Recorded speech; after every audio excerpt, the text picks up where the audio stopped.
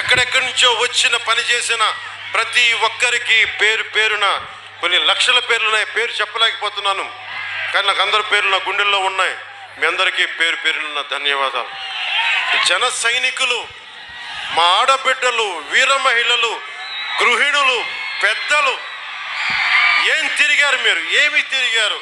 ఎండనక వాననక విపరీతమైన ఉష్ణోగ్రతలో కష్టపడి మీరు తిరిగి గెలిపించినందుకు ఈ నేల రుణం తీర్చుకుంటాం అని పోయి పంచుకున్నా. ఒకటి చెప్తాం, మీరు ఎమ్మెల్యే గారి తాలూకా, పిఠాపురం ఎమ్మెల్యే గారి తాలూకా అని జాగ్రత్త, చెడ్డ పేరు తీసుకురాకండి.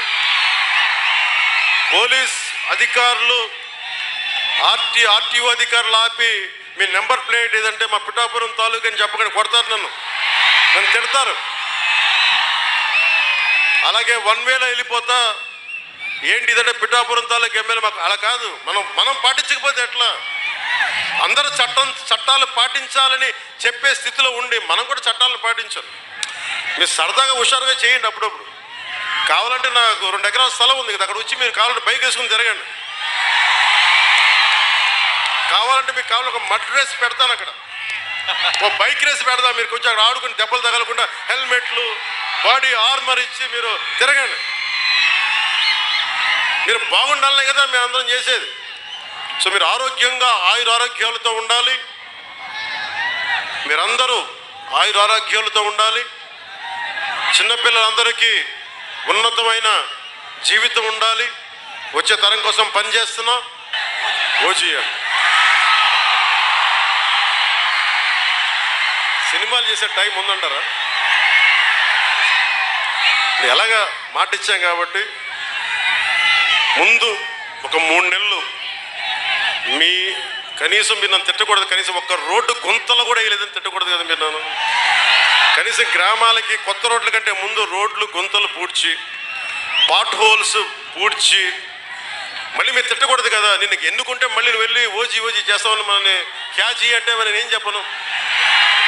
ఒక భయంతో మా నిర్మాతలు కూడా చెప్పాను, కొంచెం క్షమించాలి. మా రాష్ట్ర మా ఆంధ్ర రాజ్య ప్రజలకి మేము కొంత కనీసం సేవ చేసుకొని కుదిరినప్పుడల్లా ఒక 2 రోజులు 3 రోజులు మీకు షూటింగ్ చేస్తాను, ఎక్కడ పనికి అంతరాయం రాకుండా. ఓజీ చూద్దరు గారు బాగుంటుంది.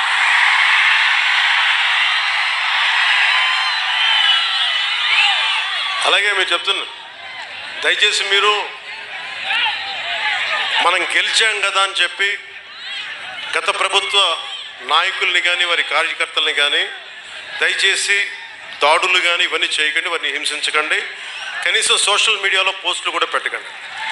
వాళ్ళు చేసిన తప్పు మనం చేయదు ఎవరిని. ఎందుకంటే మరీ చట్టాలని అధిగమించి కొంతమంది చేసి ఉండొచ్చు. అది పెద్దలు పివి నరసింహారావు గారు చేసినట్టుగా చట్టం తన పని చేసుకుపోతుంది.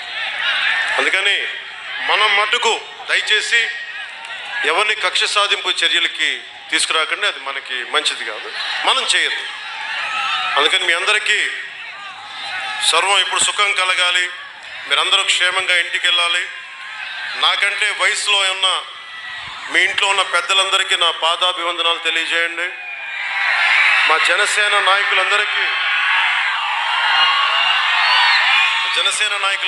పేరు పేరు